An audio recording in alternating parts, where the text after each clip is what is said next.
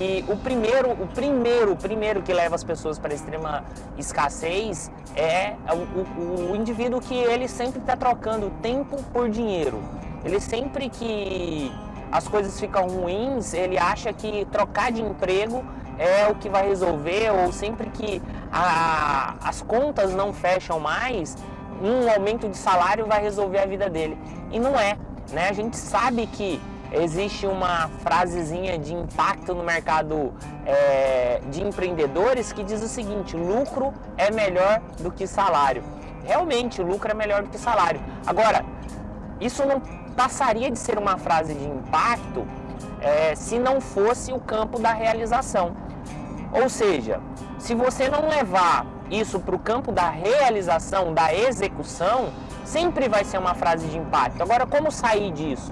Você sai disso quando você começa realmente a trocar o serviço pelo dinheiro, ou trocar, por exemplo, um produto pelo dinheiro. Esse é o campo do mundo dos negócios. Aí a frase faz sentido, onde você entende que realmente lucro é muito melhor do que salário, né? Então a gente precisa entender toda essa consistência e entender o porquê isso acontece para as pessoas, né? O porquê isso acontece com as pessoas. A grande realidade é que a gente tem alguns sabotadores, né? O primeiro sabotador é o sabotador do insistente, aquele cara que é organizado demais e ele vive insistindo em coisas que não vai levar ele a lugar nenhum. Ou seja, o cara que percorre sempre o mesmo caminho para tentar ter um resultado diferente, e ele nunca vai ter, percorrendo o mesmo caminho.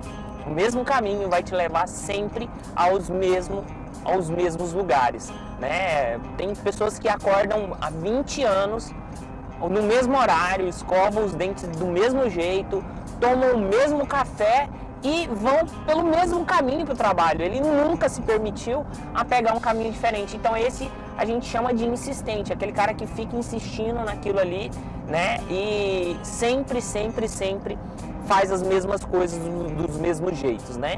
Hoje, na atual conjuntura que a gente vive, as grandes corporações, por exemplo, elas não estão mais interessadas em uma pessoa que tem ampla experiência, porque ela sabe que aquela pessoa simplesmente repetiu por muitos anos as mesmas coisas. As empresas, grandes corporações, elas estão interessadas nas pessoas que têm habilidades naturais, ou seja, pessoas que podem fazer coisas diferentes, né? O segundo, por exemplo, é o prestativo, aquele cara que ele quer ajudar todo mundo e ele acaba, né, não ajudando ele.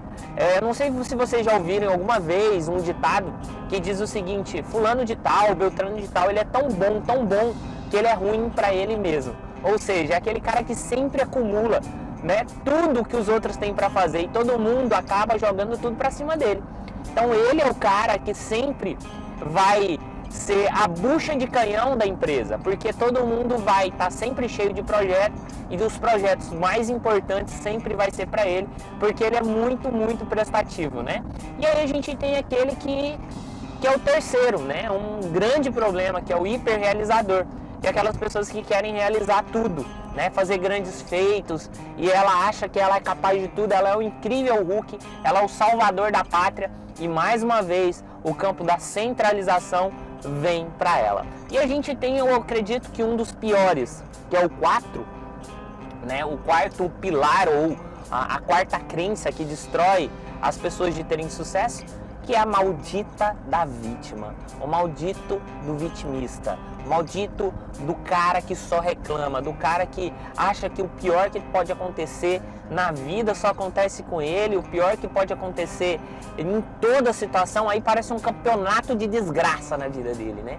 Você não entende nunca, porque sempre as coisas piores estão acontecendo com ele, o que é de pior está acontecendo com ele. E a vítima nunca vai vencer, ele sempre vai ser um perdedor.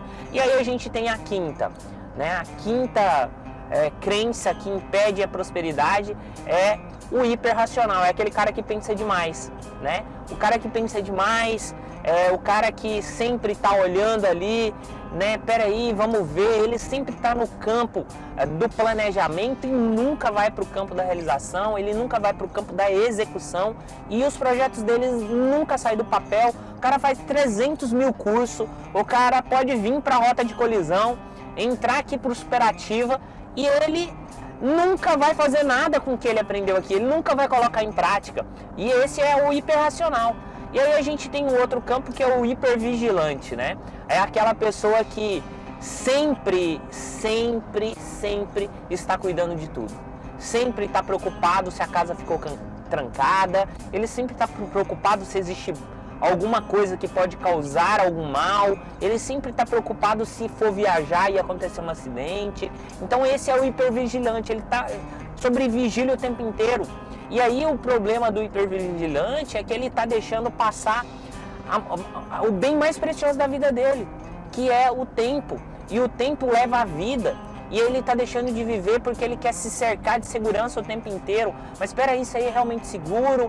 E se a gente for na festa e tiver uma briga? E aí, sempre no campo da defesa hipervigilante o tempo inteiro, né? E aí a gente entra, né, num campo também muito perigoso, que é o 7º pilar de destruição de prosperidade, que é o campo do inquieto. Quem que é o inquieto? É aquela pessoa que não para quieta nunca, essa pessoa é extremamente ansiosa, essa pessoa ela é extremamente inconclusiva, ela nunca termina o que ela começa. Por quê? Porque ela tá sempre inquieta. Então ela fica pulando de galho em galho, ela vai para lá, ela vem para cá. E isso está muito correlacionado ao primeiro pilar. Por exemplo, né, que o cara que é o imediatista, que ele troca tempo por dinheiro, porque ele sabe que tem algo que está de errado.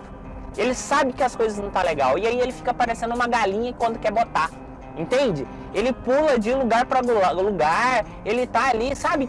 Tudo correlaciona a essa inquietude, essa extrema necessidade momentânea de resolver as coisas. E sempre ele vai deixando o campo realmente da preparação, o campo da visão, o campo, né, do longo prazo, trocando pelo campo do curto prazo, e por isso ele vai pulando de galho em galho. E a gente entra também, né, em um dos que é piores, eu acho, que é o nono, né, ou o número 9 dessa lista que a gente está fazendo aqui, que é o controlador. É aquele cara, aquele homem, aquela mulher que quer controlar tudo. E a gente precisa entender que nem tudo está ao nosso controle. E o grande detalhe é que as pessoas perdem mais uma vez, né, a maior moeda, a moeda mais preciosa que existe no planeta, que é o tempo, tentando controlar coisas que ela não consegue controlar. Por exemplo, a gente saiu agora para fazer uma viagem e não estava previsto uma chuva. E muitas pessoas iriam reclamar por horas e horas porque está chovendo. Olha, algumas pessoas às vezes esquecem algum objeto em algum lugar e ele é tão controlador, que ele fica 2 dias, 3 dias, 4 dias preso, às vezes, em uma caneta que ele esqueceu em cima da mesa, preso a coisas pequenas e medíocres, né? E a vida dele acaba ficando travada, porque simplesmente ele quer controlar o incontrolável. Então você não controla o tempo, tem coisas que você não consegue voltar mais atrás, então viva o presente, viva o momento, né? Olhe para o futuro com altruísmo, né? E a gente entra para o nono. O nono, vocês conhecem bem esse cara, vocês conhecem bem esse cidadão. É o cara que se esquiva de tudo. É o verdadeiro malandro.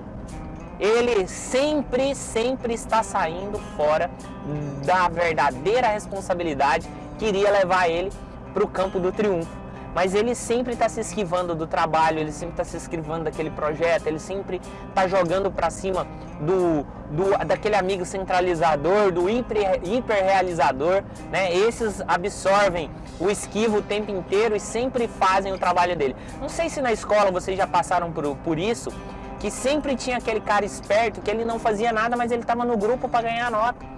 Ele não apresentava, ele não fazia o trabalho, ele não fazia nada. Esse é o maldito do esquivo. Ele sempre vai se esquivar. E aí a gente entra para um dos piores, eu considero esse o pior, que é o crítico. Aquela pessoa que critica todo mundo, aquela pessoa que fala mal de todo mundo, aquela pessoa que, sabe, nunca tá bom para ele. Ele tem um senso de crítica tão alto, que ele começa a auto-se degradar.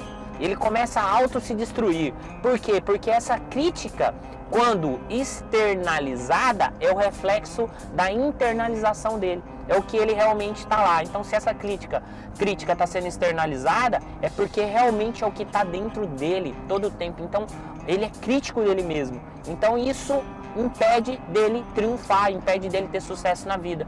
Agora, como é que a gente muda tudo isso? A gente muda tudo isso com um antídoto, o antídoto da sabedoria.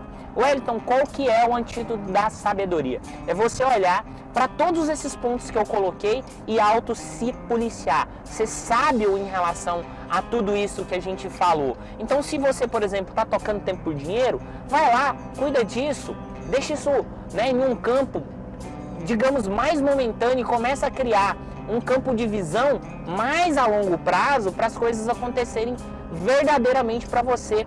Tudo que é bom, tudo que vale a pena leva tempo para ser conseguido. Se você é um maldito do insistente, começa a se policiar também. Se você, por exemplo, está no campo do prestativo, quer ajudar todo mundo, busca o antídoto da sabedoria, o equilíbrio dentro de tudo isso.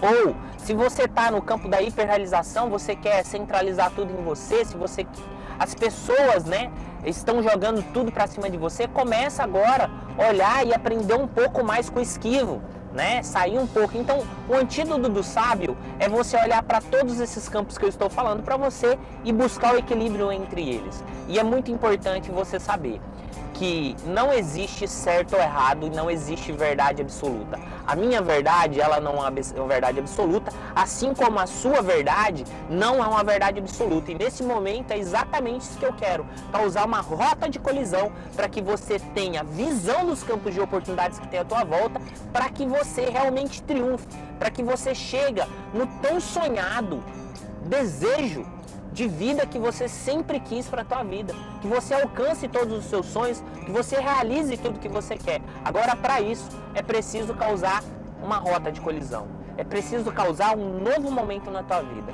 e você só vai conseguir isso superativando o potencial máximo do teu cérebro.